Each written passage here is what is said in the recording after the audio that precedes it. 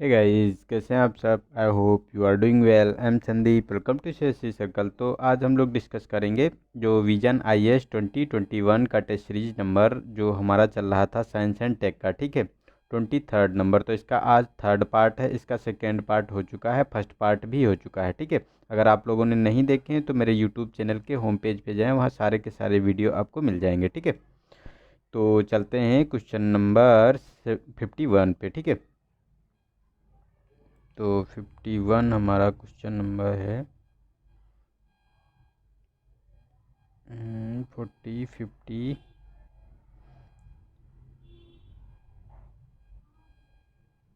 ये है हमारा, ठीक है। तो यहाँ हम लोग डिस्कस करेंगे आप आज 51 क्वेश्चन नंबर से 75 तक, ठीक है। तो इसमें 51 क्वेश्चन नंबर है कि चिकित्सा जैव प्रौद्योगिकी में जीवाणु भोजी के कई अनुप्रयोग पाए गए हैं, वे क्या हैं। तो जीवाणु भोजी मतलब बैक्टीरियोफेज होता है, उसके बारे में बात की जा रही है। तो फर्स्ट है कि वे परपोषित सूक्ष्म जीव हैं जो जीवाणुओं के उपभोग से जो पोषक तत्व प्राप्त करते हैं। सेकेंड है कि वे जीवाणु की संश्लिष्ट प्रजातियां हैं जो विषाणुओं को संक्रमित करती हैं, जिससे विषाणु की मृत्यु हो जाती है। सेकेंड है कि वे विषाणु हैं जो जीवाणुओं को संक्रमित करते हैं और परजीवी संबंध बनाते हैं और उसके भीतर प्रजनन करते हैं। थर्ड है, डी है ऑप्शन हमारा, कि वे जीवाणु हैं जो अन्य जीवाणुओं को संक्रमित करते हैं और जीवित रहने के लिए उसमें सहजीवी संबंध बनाते हैं। तो देखो इसमें जो बात की जा रही है, तो इसका देखो हमारा सी वाला ऑप्शन सही है, क्योंकि ये जो बैक्टीरियो फेज होते हैं ये क्या करते हैं कि जो मतलब बैक्टीरिया होते हैं उनका भक्षण करते हैं, मतलब उनको समाप्त करते हैं। तो वे क्या करते हैं कि विषाणुओं और ये वे विषाणु होते हैं जो जीवाणुओं को संक्रमित करके परजीवी संबंध बनाते हैं और उनके भीतर प्रजनन करते हैं और धीरे धीरे वो बैक्टीरिया को खा जाते हैं। उस प्रकार ये काम करते हैं, ठीक है। तो हमारा सी वाला ऑप्शन सही हो गया। नेक्स्ट है हमारा क्वेश्चन नंबर 52। तो इसमें कहा गया है कि महान हरित दीवार यानी ग्रेट ग्रीन वॉल पहल के संदर्भ में बताना है कि कौन सा स्टेटमेंट हमारा सही है, ठीक है। तो इसमें फर्स्ट है कि यह ग्रेट बैरियर रीफ के प्रवाल विरंजन से निपटने के लिए ऑस्ट्रेलिया की प्रमुख पहल है। सेकेंड है कि इसे हरित जलवायु कोष यानी ग्रीन क्लाइमेट फंड यानी GCF द्वारा वित्त पोषित किया जा रहा है। तो देखो ये गलत स्टेटमेंट है। इसे जो ये ग्रेट ग्रीन वॉल है, ठीक है, तो इसे ग्रीन क्लाइमेट फंड के द्वारा इसे जो फाइनेंस नहीं किया जा रहा है। ये जो UNCD होता है, मतलब जो यूनाइटेड नेशन का मरुस्थलीकरण रोकथाम कन्वेंशन होता है, ठीक है, वो ये इसके अंतर्गत जुड़ा है, जो इसको फाइनेंस करता है। अदर कंट्री भी इसको मतलब फाइनेंस कर सकते हैं, ठीक है। तो ये हमारा गलत है और इसमें अभी फाइनेंस किया गया है जो मैक्रोन है, जो मतलब जो इजराइल के प्राइम मिनिस्टर हैं, ठीक है, उन्होंने इसमें अभी दान दिए हैं, मतलब पैसे दिए हैं इसमें फंड में, ठीक है। तो ये न्यूज़ में था इसीलिए। और ये जो ग्रेट बैरियर रीफ के लिए ये नहीं चलाया जा रहा है। ये जो आपको देखने को मिलेगी, जो ये तुम्हारा अफ्रीकन कंट्री है, ठीक है, तो उसमें ये अफ्रीकन कंट्री की पहल है। उसमें सेनेगल से जो जिबूती का वाला क्षेत्र होता है, सेनेगल से जिबूती के बीच का, तो उसमें भूमि क्षरण हो रहा है, वहाँ मरुस्थलीकरण बढ़ रहा है, तो उसी को रोकने के लिए ये पहल चलाई जा रही है, ठीक है। तो ये दोनों स्टेटमेंट हमारे गलत हैं, तो हमारा डी वाला ऑप्शन इसका सही हो गया, ठीक है। तो हमारा डी वाला ऑप्शन सही, कोई भी स्टेटमेंट इसका सही नहीं है। नेक्स्ट है हमारा 53। तो इसमें प्रोटियम, ड्यूटोरियम और टाइटियम नामक परमाणविक स्पीसीज निम्नलिखित में से किस तत्व के समस्थानिक हैं। तो ए ऑप्शन है कार्बन है, हाइड्रोजन है, हीलियम है या नाइट्रोजन है। तो ये किसके समस्थानिक हैं। तो देखो ये बी ऑप्शन सही है, ये हाइड्रोजन के समस्थानिक हैं, क्योंकि इसमें क्या होता है कि जो ये समस्थानिक ऐसे होते हैं कि इनकी परमाणु संख्या तो समान होती है, लेकिन परमाणु जो जो द्रव्यमान संख्या होती है वो अलग अलग होती है। तो हाइड्रोजन की देखो ये द्रव्यमान संख्या होती है यहाँ पे, ठीक है, और ये परमाणु संख्या होती है। तो परमाणु संख्या तो सभी की सेम है सभी की, ठीक है, लेकिन जो द्रव्यमान संख्या है, तो ये जो ड्यूटेरियम की होती है ये 2 होती है, ठीक है, टाइटेनियम की 3 होती है और जो प्रोटियम की 1 होती है, ठीक है। तो ये बी वाला ऑप्शन इसका सही हो गया। नेक्स्ट है हमारा 54। तो इसमें कहा गया कि हाल ही में सुर्खियों में रहे पूसा डिकम्पोजर के बारे में बताना है कि कौन सा स्टेटमेंट हमारा सही है इसमें। ठीक है, तो फर्स्ट ऑप्शन है कि यह पराली जलाने के लिए कवक आधारित एक तरल घोल है। सेकेंड है कि भस्मीकरण की दक्षता बढ़ाने की एक विधि है। और सी है कि यह चावल की उत्पादकता बढ़ाने के लिए एक परिष्कृत उर्वरक है। और डी है इन उपयुक्त में से कोई नहीं। तो देखो इसका ए वाला ऑप्शन सही है, क्योंकि पराली जलाने के लिए कवक आधारित एक तरल घोल है। और इसे जो ये पराली जलाई जाती थी, जो धान का अवशेष और गेहूं का अवशेष बच जाता था, तो जो इंडियन एग्रीकल्चर इंस्टीट्यूट ने, जो हमारा दिल्ली में है, इंडियन एग्रीकल्चर रिसर्च इंस्टीट्यूट, ठीक है, इसी ने इसे डेवलप किया है। तो ये कवक क्या करता है, इसका उस जो अवशेष होते हैं फसल के, उस पर छिड़काव किया जाता है, तो वो मतलब उसे डिकम्पोज कर देते हैं और उसको भूमि में बहुत आसानी से मिलाया जा सकता है। ठीक है, तो इसीलिए डेवलप किया गया है।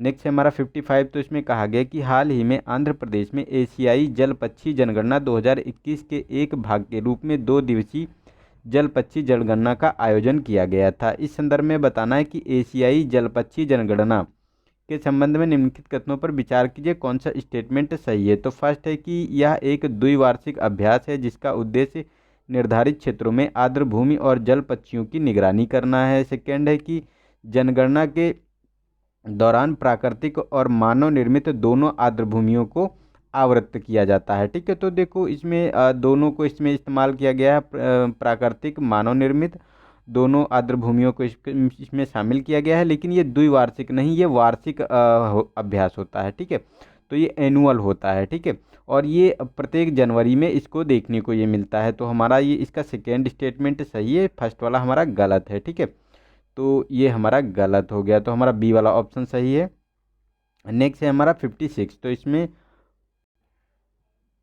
तो 56 इसमें कहा गया कि फ्री स्पेस ऑप्टिकल कम्युनिकेशन यानी FSO के बारे में बताना है हमको कि कौन सा हमारा स्टेटमेंट सही है। तो फर्स्ट है कि फ्री स्पेस ऑप्टिकल कम्युनिकेशन एक ऑप्टिकल संचार प्रौद्योगिकी है जो दूर संचार हेतु बेतार उपायों से डेटा प्रेषित करने के लिए फ्री स्पेस में लाइट प्रोपेगेंटिंग का इस्तेमाल करती है। ठीक है, सेकेंड है कि जो ये फ्री स्पेस ऑप्टिकल कम्युनिकेशन है एक लाइन ऑफ साइट तकनीकी है। और थर्ड है कि इंफ्रारेड डेटा एसोसिएशन तकनीकी फ्री स्पेस ऑप्टिकल कम्युनिकेशन का एक बहुत ही सरल रूप है। ठीक है, तो इसके बारे में अगर बात करें कि जो free space optical communication technology है, ठीक है, कम्युनिकेशन है, तो उसके बारे में तीनों स्टेटमेंट सही हैं, क्योंकि इसमें इंफ्रारेड डेटा एसोसिएशन फ्री जो तकनीकी जो टेक्नोलॉजी है, ठीक है, इसे फ्री स्पेस ऑप्टिकल कम्युनिकेशन की एक बहुत ही सरल ये इसका रूप है। ठीक है, और इसमें जो है ये लाइट ऑफ साइट टेक्नोलॉजी है और इसमें जो है डेटा को बेतार माध्यम से प्रेषित किया जाता है। ठीक है, तो ये हमारे तीनों स्टेटमेंट सही हैं, तो हमारा सही हो गया इसका बी वाला ऑप्शन। ठीक है, तीनों के तीनों स्टेटमेंट इसके सही हैं। नेक्स्ट है हमारा 57। तो इसमें कहा गया है कि क्रायोजेनिक इंजन के संदर्भ में बताना है कि कौन सा स्टेटमेंट सही है। तो फर्स्ट है कि क्रायोजेनिक इंजन प्रणोदक के रूप में द्रव ऑक्सीजन और हाइड्रोजन का उपयोग करते हैं। ये सामान्य तौर पर रॉकेट के ऊपरी चरणों यानी अंतिम चरण के लिए तैयार किए जाते हैं। तो ये तो सही है, क्योंकि ये जो क्रायोजेनिक इंजन में ये अंतिम चरण होता है। ठीक है, तो ये तो हमारा सही है। और फर्स्ट वाला भी हमारा सही है, क्योंकि इसमें जो क्रायोजेनिक इंजन होते हैं इसमें ऑक्सीजन और हाइड्रोजन का इस्तेमाल किया जाता है। और ये मतलब इतना यहाँ बहुत निम्न ताप होता है, तो ये ऑक्सीजन का इसमें जो ऑक्सीजन इस्तेमाल की जाती है उसका जो टेम्परेचर होता है वो -183 डिग्री सेंटीग्रेड होता है। और जो ये हाइड्रोजन का होता है ये 253 डिग्री -253 डिग्री तक द्रवित मतलब उस अवस्था में ये द्रवित हो पाती है। ठीक है, तो इतना नीचे जाने के बाद तब ये लिक्विड फॉर्म में हो पाती है। ठीक है, तो ये हमारा दोनों स्टेटमेंट सही है, तो हमारा इसका सी वाला ऑप्शन सही हो गया। ठीक है, नेक्स्ट है हमारा क्वेश्चन नंबर 58। तो इसमें कहा गया कि प्रयोगशाला संवर्धित मास के संदर्भ में बताना है कि कौन सा स्टेटमेंट सही है हमारा। तो फर्स्ट है कि मतलब जो प्रयोगशाला में मांस बनाया जाता है उसके बारे में, तो यह एक प्रकार का मांस है जिसे एक नियंत्रित प्रयोगशाला वातावरण में जंतु कोशिका संवर्धन यानी जो सेल कल्चर होता है, ठीक है, उसी के पुनरुत्पादन से तैयार किया जाता है। सेकेंड है कि परंपरागत मांस की तुलना में प्रयोगशाला में उत्पादित मांस का उपयोग पर्यावरण के लिए अधिक लाभप्रद है, ठीक है। तो ये दोनों स्टेटमेंट सही हैं क्योंकि प्रयोगशाला में एक जंतु कोशिका से ये बनाया जाता है, ठीक है। और ये जो इन्वायरमेंट फ्रेंडली है क्योंकि इससे क्या होता है, अगर जो हम मतलब प्रयोगशाला में बने हुए मांस का इस्तेमाल करते हैं तो इससे CO2 का हम 14.5% यानी 14.5% कम उत्सर्जन होगा कार्बन डाइऑक्साइड का, ठीक है। तो इसमें कमी देखी जाएगी। तो ये हमारे दोनों स्टेटमेंट सही है, तो हमारा सी वाला ऑप्शन इसका सही हो गया, ठीक है। नेक्स्ट है हमारा क्वेश्चन नंबर 59, ठीक है। तो इसमें कहा गया है कि प्रायः में सुर्खियों में रहने वाला शब्द सोलर विंड हैक क्या है, ठीक है। तो सूर्य से निकलने वाली सौर पवनें हैं। बी है कि नासा का सोलर प्रोब मिशन है। सी है कि यूरोपीय अंतरिक्ष एजेंसी की सबसे बड़ी सौर दूरबीन है। और डी है कि संयुक्त राज्य अमेरिका की सरकारी एजेंसी के विरुद्ध एक साइबर हमला है, ठीक है।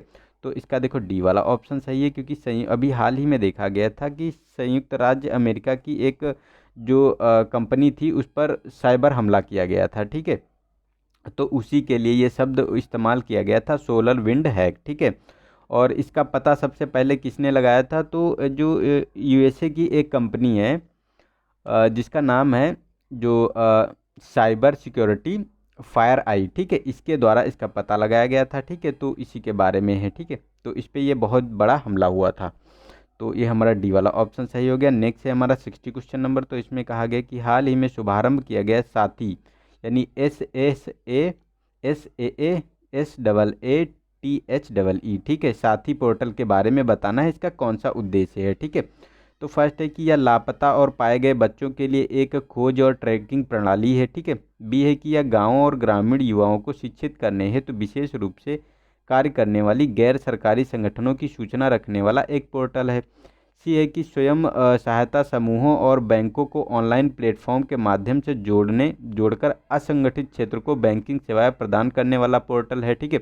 और डी है कि यह राज्य स्तर पर विभिन्न ऊर्जा संरक्षण कार्यक्रमों के कार्यान्वयन की प्रगति की निगरानी करने के लिए एक प्रबंधन जो सूचना प्रणाली पोर्टल है, ठीक है। तो इसका देखो डी ऑप्शन सही है। जो ये साथी पोर्टल की बात की जा रही है तो ये विद्युत मंत्रालय के द्वारा इसको लॉन्च किया गया है ऊर्जा दक्षता ब्यूरो के सहयोग से, ठीक है। तो इसका इस्तेमाल किया जा रहा है कि ये मतलब ऊर्जा संरक्षण कार्यक्रम के कार्यान्वयन की निगरानी करेगा और उसका मतलब प्रबंधन करेगा, ठीक है। उसकी जो भी सूचनाएं होगी उसकी मतलब उसका मैनेजमेंट करेगा, ठीक है। तो इसीलिए इस पोर्टल को बनाया गया है, ठीक है।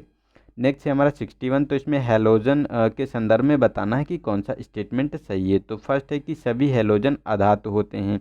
सेकेंड है कि इसका व्यापक रूप से जल शोधन अभिकर्मकों और कीटनाशकों के रूप में उपयोग किया जाता है। और थर्ड है कि अभिक्रियाशील हैलोजन ध्रुवीय क्षेत्रों में ओजोन छिद्र के लिए मुख्य रूप से जिम्मेदार होते हैं। तो देखो ये तो सही है, जितने भी हैलोजन होते हैं ये जो तुम्हारा ओजोन वाला क्षेत्र होता है उसको नुकसान पहुंचाते हैं और इनका इस्तेमाल हम कीटनाशक और अभिकर्मक के रूप में इस्तेमाल करते हैं, ठीक है, जल शोधन में भी। और सभी हैलोजन अधातु होते हैं क्योंकि जो आवर्त सारणी होती है उसमें ये मतलब अधातु जो ये तत्व हैं उनकी एक पूरी श्रेणी है, ठीक है। तो इसमें आपको क्लोरीन देखने को मिल जाएगा, फ्लोरीन है, ब्रोमीन है, आयोडीन है, तो ये सारे के सारे तत्व अधात्विक श्रेणी में आते हैं, ठीक है। तो ये तीनों स्टेटमेंट हमारे सही है, तो हमारा डी वाला ऑप्शन सही है, ठीक है। नेक्स्ट है हमारा क्वेश्चन नंबर 62। तो इसमें कहा गया कि हाल ही में आरंभ किए गए डिजिटल भुगतान सूचकांक यानी DPI के संदर्भ में बताना है कि कौन सा स्टेटमेंट हमारा सही है। तो फर्स्ट है कि यह विभिन्न समय अवधि में देश में डिजिटल भुगतान की व्यापकता और पैठ को मापेगा। और थर्ड है सेकेंड है इसे भारतीय रिजर्व बैंक द्वारा त्रैमासिक आधार पर प्रकाशित किया जाएगा। तो देखो ये तो हमारा फर्स्ट वाला स्टेटमेंट सही है क्योंकि इसमें ये विभिन्न समय अवधि में देश में डिजिटल भुगतान की व्यापकता और पैठ को मापेगा, ये तो हमारा सही है। लेकिन सेकेंड वाला गलत है क्योंकि इसे भारतीय रिजर्व बैंक के द्वारा त्रैमासिक नहीं अर्धवार्षिक मतलब हाफ ईयरली के आधार पर प्रकाशित किया जाएगा, ठीक है। तो ये हमारा सेकेंड स्टेटमेंट गलत हो गया, फर्स्ट सही है, तो हमारा ए वाला ऑप्शन इसका सही हो गया, ठीक है। नेक्स्ट है हमारा 63, तो इसमें बोस आइंस्टीन कंडेंसेट के बारे में बताना है कि कौन सा हमारा स्टेटमेंट सही है। तो फर्स्ट ऑप्शन है कि यह पदार्थ की पांचवी अवस्था है। बी है कि यह पदार्थ की भिन्न भिन्न गुणों के लिए उत्तरदायी उप परमाणु कणों का एक परास या रेंज है, ठीक है। सी है कि प्राथमिक कणों का एक समूह है जो पदार्थ के मूल संरचना खंड का निर्माण करता है। डी है कि यह किसी गैस के परमाणुओं के आयनित होने पर उत्पन्न एक विद्युत चालित माध्यम है। तो देखो, जो ये बोस आइंस्टीन कंडेंसन की बात की जा रही, तो ये पदार्थ की पांचवी अवस्था है, ठीक है।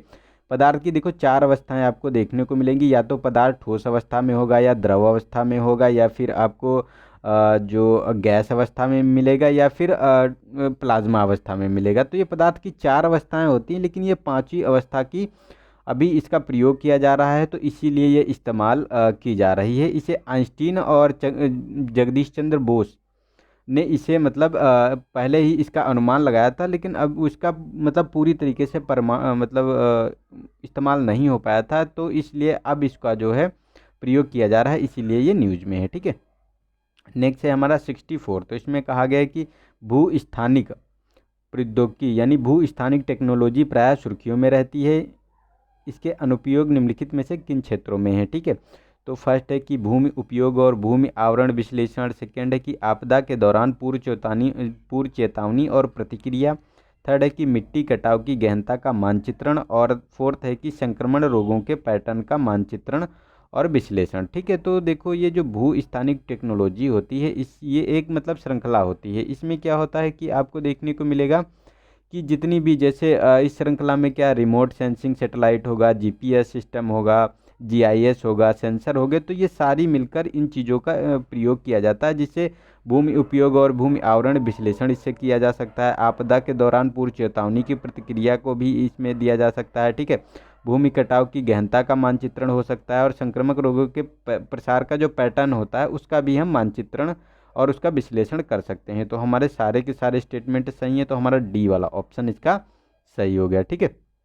नेक्स्ट है हमारा क्वेश्चन नंबर 65, तो इसमें रेडियोधर्मी उत्सर्जन के बारे में बताना है हमको कि कौन सा स्टेटमेंट सही है। तो फर्स्ट है कि सभी रेडियोधर्मी उत्सर्जन वैद्युतीय रूप से उदासीन होते हैं। सेकेंड है कि रेडियोधर्मी उत्सर्जनों में गामा किरणों की वेदन क्षमता सर्वाधिक होती है। तो ये देखो सही है हमारा स्टेटमेंट, क्योंकि रेडियोधर्मी उत्सर्जन में जो गामा किरण होती है, ठीक है, इसकी भेदन क्षमता सबसे ज़्यादा होती है। और गामा ही ऐसा किरण होता है उस पर कोई भी आवेश नहीं होता है, ये मतलब उदासीन होता है। लेकिन जो अल्फ़ा और बीटा होता है, तो अल्फ़ा पे आपको ऋणावेश देखने को मिलेगा, और जो ये बीटा होता है इसमें धनावेश होता है। तो फर्स्ट स्टेटमेंट गलत हो गया, क्योंकि इसमें सभी रेडियोधर्मी को बताया गया कि उदासीन है, तो ये हमारा गलत हो गया। तो हमारा सेकेंड वाला स्टेटमेंट इसका सही है, बी वाला ऑप्शन, ठीक है।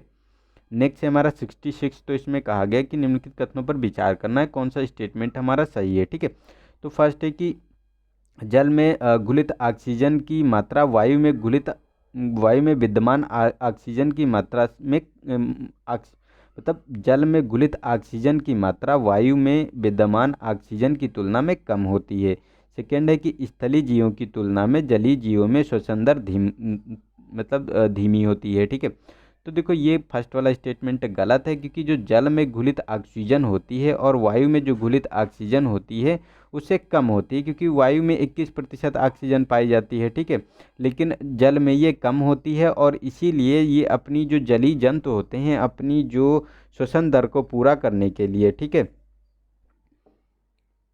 नहीं, ये पहला वाला स्टेटमेंट तो यार सही है, सही तो लिखा है इसमें, ठीक है, कि इसमें कहा गया है कि जल में घुलित ऑक्सीजन जो है वायु में विद्यमान ऑक्सीजन से कम होती है। तो पहला स्टेटमेंट तो हमारा सही है, ठीक है। तो जब जल में कम ऑक्सीजन होगी, ठीक है, तो ये जलीय जंतु क्या करेंगे कि ज़्यादा अपनी तीव्र सांसें मतलब लेंगे, ज़्यादा श्वसन करेंगे, श्वसन दर उनकी तीव्र होगी, तभी तो वो अपनी ऑक्सीजन को पूरा कर पाएंगे। लेकिन यहाँ कहा गया है कि ये धीमी गति से श्वसन करते हैं स्थलीय जीवों की तुलना में, तो ये गलत हो गया हमारा स्टेटमेंट, ठीक है। जो स्थलीय जीव होते हैं उनकी श्वसन दर धीमी होती है, और जो जलीय जंतु होते हैं उनकी श्वसन दर तेज होती है, क्योंकि उसमें जो ऑक्सीजन की मात्रा कम होती है, ठीक है। तो हमारा जो ए वाला ऑप्शन इसका सही हो गया, सेकेंड गलत है, ठीक है। नेक्स्ट है 67, तो इसमें कहा गया है कि germ line gene therapy GGT के बारे में हमको बताना है कि कौन सा स्टेटमेंट सही है। तो फर्स्ट है कि जीजीटी के तहत रोगी कोशिकाओं को इसके जीनोम में क्रियाशील जीनों को समाविष्ट करके संशोधित किया जाता है। सेकेंड है कि इस प्रकार की चिकित्सा पीढ़ी दर पीढ़ी हस्तांतरण होने वाले रोगजनक जीन रूपांतरणों में सुधार की अनुमति प्रदान करती है। तो देखो, अगर इसकी बात करें तो इसमें जो जीन थेरेपी की बात की जा रही है इसमें, ठीक है, तो ये दोनों के दोनों स्टेटमेंट सही हैं, क्योंकि जो ये जर्म लाइन जीन थेरेपी होती है इसके तहत कोशिकाओं को इनके जीनोम में क्रियाशील जीनों में समाविष्ट करके संशोधित कर दिया जाता है, ठीक है, और इसे पीढ़ी दर पीढ़ी हस्तांतरित भी किया जाता है, ठीक है। तो ये दोनों स्टेटमेंट हमारे सही हैं, तो हमारा सी वाला ऑप्शन इसका सही है, ठीक है। नेक्स्ट है हमारा क्वेश्चन नंबर 68। तो इसमें कहा गया कि भारतीय भू वैज्ञानिक सर्वेक्षण यानी जीएसआई के द्वारा दिए गए अन्वेषण में अरुणाचल प्रदेश में वेनेडियम धातु की आशाजनक सांद्रता पाई गई है। इस संदर्भ में बताना है कि वेनेडियम से संबंधित निम्नलिखित में से कथनों पर विचार करना है कि कौन सा स्टेटमेंट सही है। तो फर्स्ट है कि यह उच्च मूल्य की धातु है जिसका उपयोग स्टील और टाइटेनियम को सुदृढ़ करने में किया जाता है, ठीक है। सेकेंड है कि भारत इस धातु का सबसे बड़ा उपभोक्ता है। तो ये देखो, दोनों स्टेटमेंट सही है, क्योंकि ये अभी अरुणाचल प्रदेश में इसकी खोज की गई है, मतलब सांद्रता बहुत ज़्यादा पाई गई है। तो ये दोनों के दोनों स्टेटमेंट सही हैं, तो हमारा सी वाला ऑप्शन इसका सही हो गया, ठीक है। नेक्स्ट है हमारा 69 क्वेश्चन नंबर। तो इसमें कहा गया है कि भारतीय अर्थव्यवस्था के संदर्भ में नीचे दिए गए कथनों में से के शेप्ड इकोनॉमी रिकवरी के संदर्भ में बताना है हमको, ठीक है। तो यह तब होता है जब अर्थव्यवस्था के अलग अलग भागों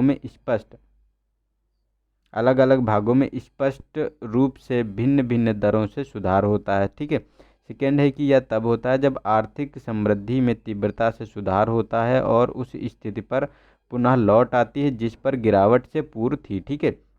और सी है हमारा यह तब होता है जब तीव्र आर्थिक गिरावट के बाद दीर्घ अवधि तक कोई आर्थिक समृद्धि नहीं होती है, ठीक है। और डी ऑप्शन है कि यह तब होता है जब अर्थव्यवस्था में मंदी से उबरने के लिए दूसरी मंदी से ग्रस्त होने से पहले सुधार के चरणों में प्रवेश होता है, ठीक है। तो इसमें हमारा कौन सा ऑप्शन सही है, जो के कर्व के बारे में रिकवरी, जो इकोनॉमी की रिकवरी की बात की जा रही है। तो देखो, इसमें अगर हम बात करें तो हमारा जो ये ए वाला ऑप्शन इसका सही है। जो इसमें कहा गया है कि कर्व शेव इकोनॉमी जो रिकवरी होती है ये तब होता है जब अर्थव्यवस्था के अलग अलग भागों में स्पष्ट रूप से भिन्न भिन्न दरों से सुधार होता है, ठीक है। तो हमारा ये ए वाला ऑप्शन सही हो गया। इसमें क्या था कि अभी कोविड-19 की वजह से बहुत तेज़ी से हमारी इकोनॉमी में गिरावट आई थी। तो के कर्व होता कैसे है, जैसे ये है, ठीक है।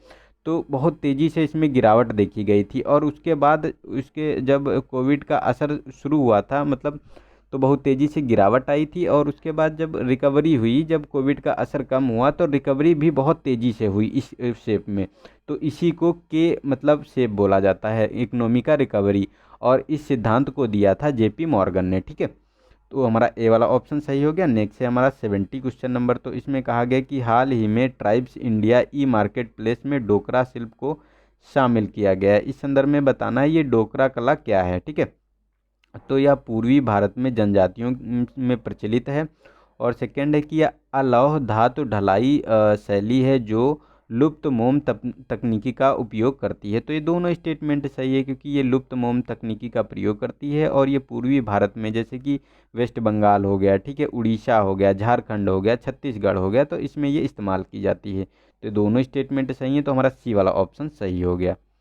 नेक्स्ट है हमारा क्वेश्चन नंबर 71। तो इसमें कहा गया है कि केशिका क्रिया को संकीर्ण स्थानों के भीतर तरल के बिना किसी सहायता के, यहाँ तक कि बाह्य बलों जैसे कि गुरुत्वाकर्षण के विपरीत होने वाली गति के रूप में परिभाषित किया गया है, ठीक है। तो इसके बारे में बताना है कि निम्नलिखित परिघटनाओं में से कौन सी केशिका क्रिया में सम्मिलित होती है।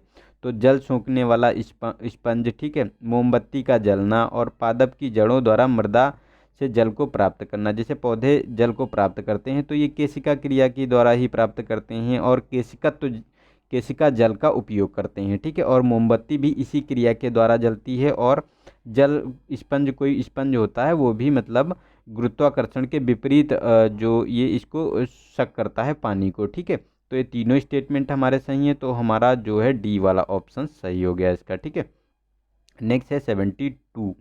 तो इसमें कहा गया कि कभी कभी सुर्खियों में रहने वाला BBX11 शब्द संदर्भित करता है, तो किसको करता है? तो ए ऑप्शन है हमारा कि पादपों की हरियाली को सुगम बनाने वाले जीन को। सेकेंड है कि दुर्लभ धातु वाले क्षुद्र ग्रह को, और पृथ्वी के निकट बहिर्ग्रह को, आकाशगंगा में ब्लैक होल।